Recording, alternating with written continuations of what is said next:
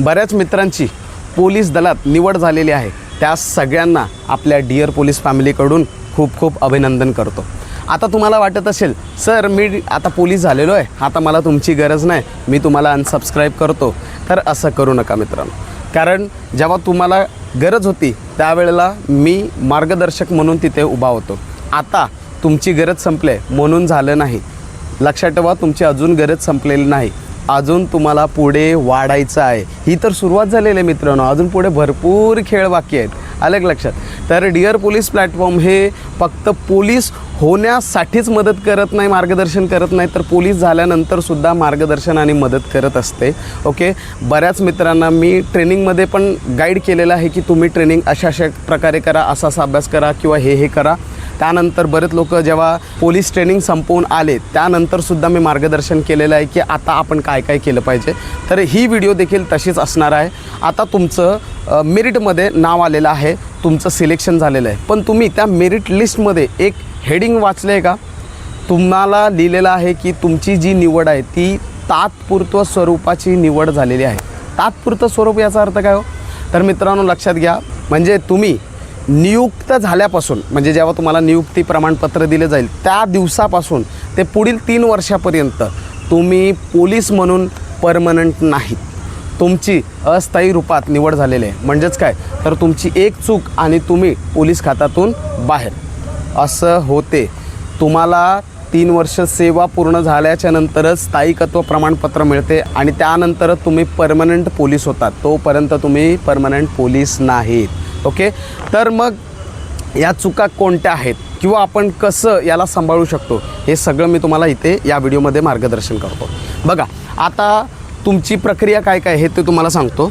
सर्वात पहिलं, पोलीस झाल्याच्या नंतर तुम्हाला येते कागदपत्रासाठी कॉल किंवा मेल किंवा मेसेज। ओके, तुम्हाला येईल की बाबा अमुक अमुक तारखेला तुम्ही अमुक अमुक कागदपत्र घेऊन उपस्थित राहायचं आहे। कागदपत्र व्हेरिफिकेशन झाल्याच्या नंतर तुमची दुसरी प्रक्रिया आहे साक्षांकन फॉर्म भरून देणे। साक्षांकन काय हे पण सांगतो। त्यानंतर तिसरं आहे साक्षांकन आणि पोलीस व्हेरिफिकेशन झाल्याच्या नंतर तुमचं येतं मेडिकल। मेडिकल तुम्ही क्लिअर झाल्याच्या नंतर तुमच्या हातात नियुक्ती प्रमाणपत्र म्हणजेच अपॉइंटमेंट लेटर दिलं जाते आणि त्या दिवसापासून तुमचा पगार सुरू होतो आणि तुम्ही पोलीस खात्यामध्ये रुजू होतात। नियुक्ती प्रमाणपत्र दिल्याच्या नंतर तुम्हाला मुख्यालयात आणलं जाते, काही दिवस ठेवलं जाते आणि लगेच तुमची रवानगी जी आहे ती 9 महिन्याच्या ट्रेनिंगसाठी PTSला पाठवलं जाते। महाराष्ट्रात एकूण 9 PTS आहेत, मुलींसाठी 1, 2, 3 आणि उरलेले सगळे मुलांसाठी। मुलींची संख्या जास्त असेल तर 3 देखील, नाही तर मुलींसाठी 1 ते 2 फिक्स आहेत। कुठले तर पुणे आहे, अकोला आहे, नागपूर आहेत, हे मुलींसाठी PTC आहेत, उरलेले सर्व PTC पुरुषांसाठी आहेत। ठीक आहे, मग आता आपल्याला किट्स पण घ्यायचे आहेत। मग ते किट्स कोणते घ्यायचे आहेत, कारण ट्रेनिंगला जायचं ना, किट्स तर लागेल। ओके, मग ते कसे आणि कोणते किंवा ट्रेनिंगला दिलं जाते का हे सगळं मार्गदर्शन करतो। सर्वात पहिलं आपण सुरुवात करूया कागदपत्राने। बघा मित्रांनो, तुम्हाला कागदपत्र घेताना मी एकूण 14 पॉईंट काढलेले आहेत। हे 14 पॉईंट अति महत्त्वाचे आहेत, परंतु हे पॉईंट सुरू करण्यापूर्वी मी तुम्हाला सांगू इच्छितो की तुमचे सगळे कागदपत्र 7 डिसेंबर 2025च्या पूर्वी असणे आवश्यक आहेत, च्या नंतर चालणार नाही। समजलं? परत सांगतो, 7 डिसेंबर 2024च्या आधीचे सगळे कागदपत्र तुम्हाला पाहिजेत। आता त्याच्यामध्ये काय हो, तर सर्वात पहिलं तुमचं आवेदन अर्ज। आवेदन अर्ज काय, म्हणजे जो तुम्ही फॉर्म भरला होता ना जाहिरातीचा, तुमचा सगळा बायोडेटा दिला होता की तुमच्याकडे काय आहे, तुमचं नाव काय, तुमच्या आईवडिलांचं नाव काय, ते सगळं दिलं होतं। ते आवेदन अर्ज म्हणजेच ॲप्लिकेशन फॉर्म तुम्हाला घेऊन जायचं आहे। प्रत्येकाचे 2 ते 3 प्रत म्हणजे झेरॉक्स कॉपी तुम्ही सेल्फ अटेस्टेड म्हणजे स्वतःची सिग्नेचर करून तयार ठेवायचं आहे। ओके, आवेदन अर्ज। त्यानंतर मी म्हणेन की 7 ते 8 तुम्ही रंगीत आणि सध्याचेच फोटो काढून घ्या, कारण ते फोटो तुम्हाला कामी येतात। त्यानंतर आहे तुम्हाला ग्राउंडला जे भेटलेलं हॉल तिकीट, म्हणजे तुम्ही पात्र ठरलेले, आणि लेखीला भेटलेले हॉल तिकीट हे कंपल्सरी लागते बरं का। ओके, त्यांनी मेन्शन जरी नाही केलं असेल तरी तुम्ही सोबत ठेवा, हे लागते। आता ज्यांचं हरवलं असेल ॲप्लिकेशन त्याच्यावर IDवर तुम्हाला ते उपलब्ध होईल, तिथून तुम्ही डाउनलोड करू शकता। त्यानंतर सर्वात महत्त्वाचं म्हणजे आधार कार्ड आणि पॅन कार्ड तुम्हाला अपडेटेड पाहिजे। बऱ्याचदा आपलं घरचा पत्ता चुकीचा असतो, मोबाईल नंबर चुकीचा असतो, आपला जुना फेस त्या काळी काढलेला तो असतो, किंवा खूप साऱ्या अशा गोष्टी आहेत. तर मी असं म्हणेन की आत्ताच जाऊन तुम्हाला वेळ आहे तेवढ्यात तुम्ही पटापट आपला आधार जे आहे ते लगेच अपडेट करून घ्या. ओके, त्याच्यात तुमचा फोटो, त्यानंतर फिंगरप्रिंट, त्यानंतर तुमचे रेसिडेन्शियल ॲड्रेस, मोबाईल नंबर आणि सर्वात महत्त्वाचं म्हणजे आधार कार्ड आणि पॅन कार्ड एकमेकांची लिंक करून घ्यायचं आहे. कारण ह्याचा फायदा तुम्हाला तुमच्या पगाराशी होणार आहे. कारण जेव्हा तुमचं बँक खातं खोललं जाणार तर ते आधार कार्ड आणि पॅन कार्ड लिंक करूनच केलं जाणार आणि पुढे मग ते KYC वगैरे होणार आणि सगळ्या गोष्टी तुम्हाला फायदेशीर ठरणार. परंतु जर नसेल तर तुम्हाला खूप सारं प्रॉब्लेम फेस करावं लागणार आहे. म्हणून आत्ताच करून घ्या ते.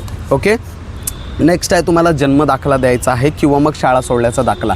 कारण तेच तुमचं इयरचं व्हेरिफिकेशन होणार आहे. त्यानंतर आहे अधिवास दाखला. आता अधिवास दाखल्याला घेऊन पण बरेचसे कन्फ्युजन आहेत. कारण बऱ्याचशा परिपत्रकामध्ये काय काय वेगवेगळं देतात.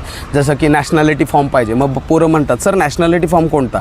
तर मित्रांनो, राष्ट्रीयत्व म्हणजेच डोमिसाईल. ओके, तर डोमिसाईल द्यायचं आहे. बऱ्याच लोकांना असं वाटतं की सर रहिवासी दाखला पण मागतात. तर मित्रांनो, रहिवासी दाखला आपल्याला लागत नाही.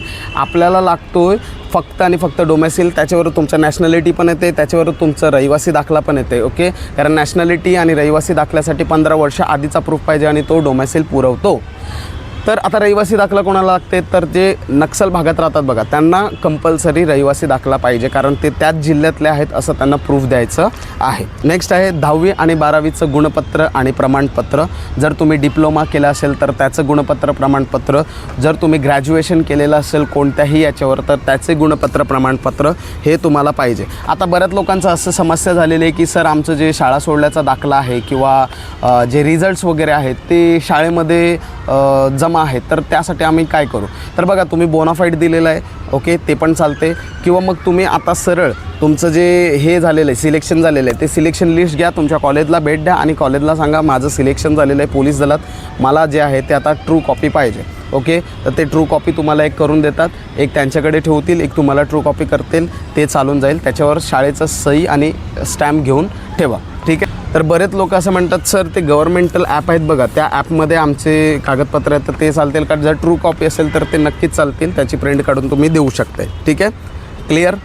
चलो, नेक्स्ट आहे जर तुम्ही कास्टमधून फॉर्म भरला असेल तर 100% तुम्हाला कास्ट सर्टिफिकेट पाहिजे आणि कास्ट व्हॅलिडिटी पाहिजे. आता कास्ट व्हॅलिडिटी, MSCIT आणि ड्रायव्हिंग लायसन्स या संदर्भात मी तुम्हाला सांगतो, हे 3च डॉक्युमेंट असे आहेत की ते तुम्ही आता नसेल तरी चालेल.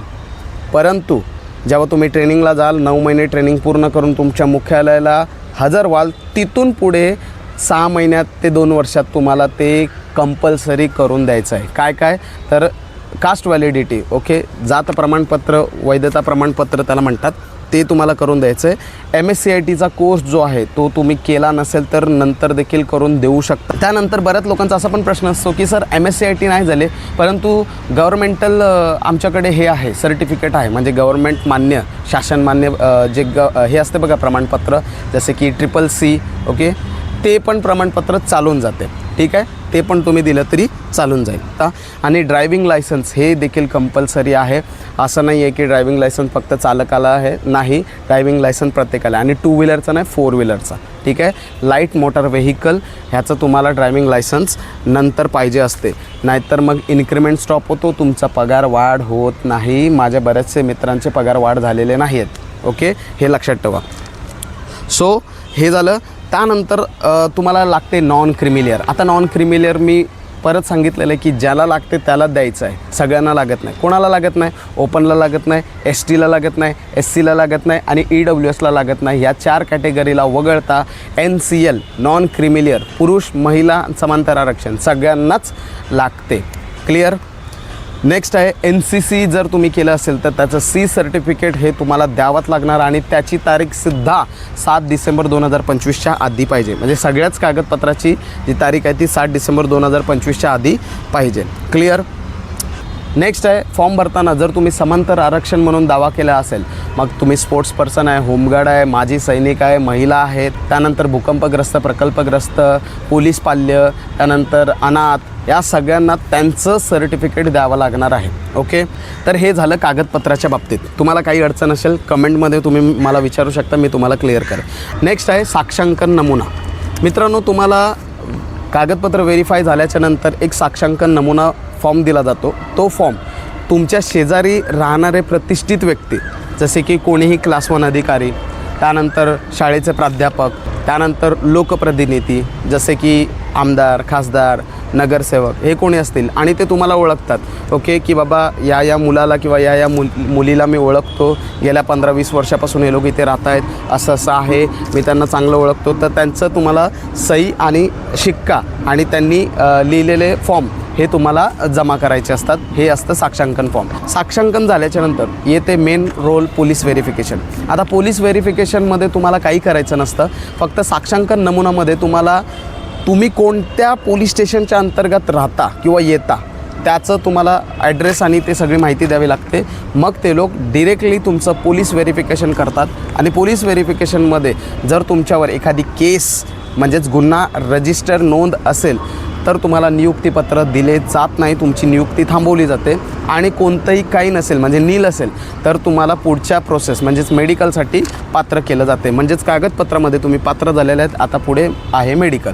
आणि एखादा गुन्हा नोंद असेल तर तुम्हाला काही वेळ दिला जातो आणि त्या वेळामध्ये तुमच्यावर असलेला गुन्हा हा नील केला पाहिजे कोर्टाकडून, ते तुम्ही हे केलं पाहिजे. त्याच्यासाठी एक समिती बसत असते, त्याच्यात दिलेल्या वेळात जर तुम्ही ते क्लिअर केलं तर तुम्हाला पुढे जे आहे ते मेडिकल करून ट्रेनिंगला पाठवलं जाते. अन्यथा तुमची नियुक्ती थांबवली जाते आणि जोपर्यंत तुम्ही ते नील करत नाही तोपर्यंत तुम्हाला नियुक्ती दिली जात नाही. ओके, बाकीचे तुमचे मित्र ट्रेनिंगला जाता, तुम्ही घरीच असता.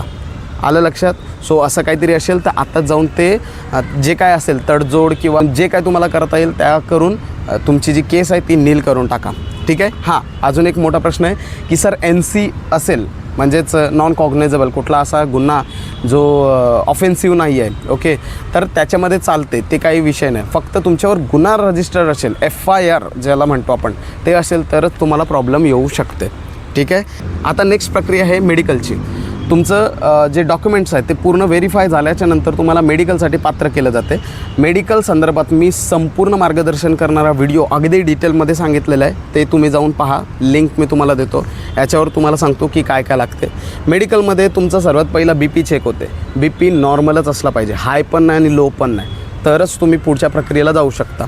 नेक्स्ट आहे ब्लड टेस्ट होते, युरिन टेस्ट होते. ओके, त्यानंतर सर्वात महत्त्वाचं म्हणजे डोळा चेक होतो. डोळ्यामध्ये 3 प्रकार येतात. एक तिरळे डोळे पाहणे, त्यानंतर चष्मा असणे मोठ्या भिंगाचा किंवा जास्त नंबरचा, त्यानंतर रातांधळेपणा असणे म्हणजेच कलर ब्लाइंडनेस असणे, तर यांना प्रॉब्लेम येतो. तर त्या संदर्भात मी विश्लेषण केलेलं आहे, तो व्हिडिओ पहा. त्यानंतर तुमचं कान चेक केलं जाते, तोंड चेक केलं जाते, तोंडामध्ये तुमचे दात चेक केले जातात, तोत्रा बोलतो का ते चेक केलं जाते, हाकला म्हणजे हाकलून बोलतो ते चेक केलं जाते आणि त्याच्या संदर्भात मी मार्गदर्शन केलं आहे. त्यानंतर तुमच्या बॉडीवर कुठे टॅटू आहे का ते चेक केलं जाते. छोटा टॅटू असेल प्रॉब्लेम नाही, मोठा टॅटू असेल नक्कीच पॉईंट दिला जाईल, लगेच तुम्हाला ते रिमूव्ह करायला लागेल. ओके, तर आत्ताच रिमूव्ह करून घ्या जर मोठा असेल तर. नेक्स्ट आहे प्रायव्हेट पार्ट्स. येस, तुम्हाला पूर्ण निकेड केलं जाते, ओपन केलं जाते आणि पूर्ण प्रायव्हेट पार्ट्स चेक केले जातात. ठीक आहे. चरबीची गाठ आहे, विविध झालेले ऑपरेशन्स आहेत, त्यानंतर तुम्हाला फ्रॅक्चर वगैरे काय असेल, ओके, विविध अंगावर चट्टे असतील, त्यानंतर नॉकनीचा प्रॉब्लेम आहे का, त्यानंतर विषाणूजन्य आजार आहे का किंवा इतर, या सगळ्या गोष्टीच्या जे विश्लेषण आहे ते मी त्या व्हिडिओमध्ये पाठवलेलं आहे, ते तुम्ही चेक करा. ओके, त्यानंतर येतं किट्स. आता तुम्ही सगळं ओके झालेलं आहे, ओके, म्हणजे मेडिकल पण झालेलं आहे. तर ॲक्च्युली कसं असतं, मेडिकल झाल्याच्यानंतर लगेच तुम्हाला नियुक्तीपत्र दिलं जाते आणि लगेच तुम्हाला मुख्यालयात पाठवलं जाते किंवा ट्रेनिंगला डायरेक्टली पाठवलं जाते. पण त्याच्या आधी आपण किट्स विकत घेणं गरजेचं आहे. ओके, बरेच लोक घेतात, बरेच लोक नाही घेत. मी तर मेडिकल झाल्याशिवाय आणि नियुक्तीपत्र झाल्याशिवाय काहीच घेतलं नव्हतं. नंतर मग मी मुख्यालयाला गेला आणि तिथून जेव्हा मला 1 दिवसाची सुट्टी मिळाली त्या दिवस मी आलो आणि सगळं करून घेतलं. किंवा मग पेरेंट्सला सांगून तुम्ही तसं करू शकता. काय काय लागते ते एक लिस्ट बघा. जास्त काय नाही, सगळं तुम्हाला ट्रेनिंगमध्ये दिलं जाते मित्रांनो. सगळं म्हणजे तुम्ही घेतलं असेल तरी तुम्हाला घ्यावंच लागते, तो ट्रेनिंगचा रूल असतो. कारण ट्रेनिंगमध्ये ज्या वस्तू दिल्या असतात त्या गव्हर्नमेंट मान्य असतात. ओके, तर त्या घ्याव्याच लागतात. मग काय काय तर युनिफॉर्म. ओके, युनिफॉर्म म्हणजे गव्हर्नमेंट कापड असलेलंच युनिफॉर्म चालते, दुसरं कुठलंही चालत नाही. त्यानंतर 2 कॅप लागते, एक पी कॅप लागते, एक गांधी टोपी लागते. त्यानंतर तुम्हाला याच्यावरचे आर्टिकल्स, ड्रेसवरचे आर्टिकल्स म्हणजे मपो लागते, लाईन यार्ड लागते, त्यानंतर नेमप्लेट लागते, त्या सगळ्या गोष्टी तुम्हाला आर्टिकलमध्ये लागते. ओके, म्हणजे बेल्ट वगैरे सगळं आलं. त्यानंतर आहे ब्लॅक शूज आणि ब्लॅक सॉक्स तुम्हाला लागते, दुसरे सॉक्स चालत नाहीत. आलं लक्षात. वाईट घेतो किंवा खाकी घेतो हे चालत नाहीत. त्यानंतर पुरुषांना गोल बनियान असते बघा, ती घ्यावी लागते. ओके. त्यानंतर खाकी शॉर्ट पॅन्ट घ्यावी लागते पुरुषांना. तर महिलांना जे आहे ते फुल पॅन्ट डार्क ब्लूमध्ये घ्यावी लागते. 2-2 घ्या. ओके. किंवा एक घेतलं तरी चालेल, नंतर तुम्हाला देणारच तिकडे. त्यानंतर महाराष्ट्र पोलीस लिहिलेलं व्हाईट जर्सी तुम्हाला घ्यावी लागते, 2 घ्या. पुरुषांसाठी दाढीचं सामान पूर्ण, कारण दररोज दाढी करावी लागते, ते घ्यायचं. आणि फ्रेश होण्यासाठी सगळे किट्स घ्यायचे, जसे की साबण, फेसवॉश. ओके. तर त्या सगळ्या गोष्टी तुम्हाला घ्याव्या लागतील. महिलांनी ते केस बांधण्यासाठी जे बँड असते ते घ्यायचं आहे. आणि त्यानंतर तुम्हाला घ्यायचं आहे एक छोटासा medical box, first aid box. त्याच्यामध्ये तुम्हाला कधी दुखापत झाली तर बँडेज. ओके. त्यानंतर ते हे असते बघा, एक मलम येते की लागलं की ते लावता येते.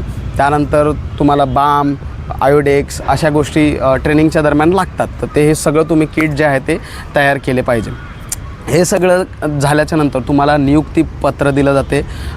तुम्हाला एकतर मुख्यालयाला पाठवतील किंवा मग डायरेक्टली ट्रेनिंगला पाठवून देतील. ओके.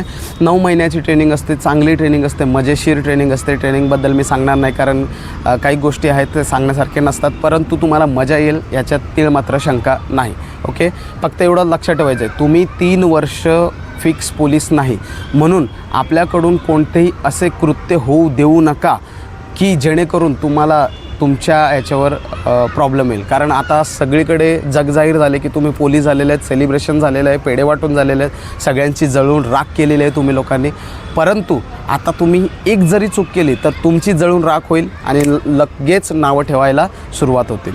तर जोपर्यंत स्थायिकत्व प्रमाणपत्र येत नाही तोपर्यंत अशी कोणतीही गोष्ट करू नका जेणेकरून तुमच्या डायरेक्ट सेवावर प्रॉब्लेम येईल. ठीक आहे. कारण बऱ्याचदा असं असते, हे माझ्या भावकीने मला लई त्रास दिला, माझ्या शेजारचीने लई त्रास दिला, ह्यांना मी दाखवतो, लगेच तुम्हाला एखाद्या गुन्ह्यामध्ये अडकवतील आणि तुम्हाला सगळं वाट लावून टाकतील. आलं का लक्षात. सो अशा प्रकारे जरा तुम्ही सावध राहा. आलं का लक्षात. माझ्या एका मित्रावर खोटं गुन्हा दाखल झाला होता, परंतु तो वाचला त्यामुळे, कारण तो इकडे ट्रेनिंगला होता आणि त्याचं नाव तिथे देऊन टाकलं होतं, तर त्यामुळे तो वाचला. म्हणजे असं पण करतात, खोटं नाव टाकून देतात तुमचं आणि तुमची वाट लावू शकतात. म्हणून पोलीस झालात, स्थायिकत्व आल्याच्या नंतर मग काय बघायचे ते बघून घ्या, पण तोपर्यंत जरा शांत राहा, संत बनून राहा. आलं का लक्षात. त्यानंतर ट्रेनिंग 9 महिने पूर्ण झाल्याच्या नंतर तुम्ही येता मुख्यालयाला आल्याच्या नंतर तुम्हाला आहे ना पगार वाढ होते. कारण ट्रेनिंगला तुम्हाला आहे ना HRA, इतर भत्ते हे सगळं मिळत नाही, त्यामुळे तुमचा पगार थोडासा कमी असतो. आता किती असतो हे सांगणार नाही. त्यानंतर ट्रेनिंगवरून इथे मुख्यालयाला आल्याच्या नंतर तुमचा पगार वाढ होण्यासाठी तुम्हाला विविध फॉर्म भरावे लागते, जसं की HRAचा फॉर्म, TA चा फॉर्म, DAचा फॉर्म, इन्क्रिमेंटचा फॉर्म, विविध ह्याचे फॉर्म्स. ओके. तर असे खूप सारे भरावे लागतात. त्या फॉर्म भरल्याच्या नंतर मग तुमचं जे आहे ते वेतन वाढ होत असते आणि मग पुढील गोष्टी हे चालू असतात. ठीक आहे. त्यानंतर काही लोकांना पोलीस स्टेशन वाटप केलं जातं, तर काही लोकांना मुख्यालयात ठेवलं जाते. ओके. तर काही लोकांना साईड ब्रँचमध्ये पण पाठवलं जाते. याबद्दल मी सविस्तर तुम्हाला वेगळ्या विषयामध्ये सांगणार, कारण व्हिडिओ आता जो आहे तो खूप मोठा होतो आहे. ओके. खूप इंटरेस्टिंग गोष्टी आहेत आणि खूप तुम्हाला शिकायला भेटेल, खूप समजायला भेटेल. नक्कीच मी त्याच्यावर एक व्हिडिओ बनवेन आणि तुम्हाला पुढे मार्गदर्शन करेन. ओके. तर बी हॅप्पी. कोणाला आपल्याकडून कोणताही त्रास होणार नाही याची तुम्हाला काळजी घ्यायची आहे आणि तुम्हाला 9 महिने जे ट्रेनिंग आहे ते व्यवस्थित आणि सुरक्षितरित्या पार करायचं आहे. जर ट्रेनिंगच्या दरम्यान तुम्हाला काहीही झालं, तुम्हाला डायरेक्टली घरी पाठवलं जाणार, लक्षात ठेवायचं. ओके. तर अशा प्रकारे तुम्हाला तुमची 9 महिन्याची ट्रेनिंग जी आहे ती यशस्वीरित्या पार करायची आहे आणि त्यानंतर 3 वर्ष सेवा देईपर्यंत तुम्हाला यशस्वीरित्या आपली नोकरी करायची आहे. ओके. कुठेही काही चूक झालं कोणी सांभाळणार नाही, लक्षात ठेवा. डायरेक्ट तुमच्या शेवरच गदा येतो. ओके. सो आपली नोकरी आपल्या हातात आहे, ती कशी जपायची, कशी काय करायची ते पूर्णपणे आपल्याला सूझबूझनेच करावं लागणार आहे. ठीक आहे. काही मार्गदर्शन लागलं, डिअर पोलीस ऑलवेज तुमच्यासोबत आहे. मला मेसेज करा, माझा नंबर सेव्ह करा आणि काही अडचण असेल मला मेसेज करून टाका. थँक्यू. जय हिंद.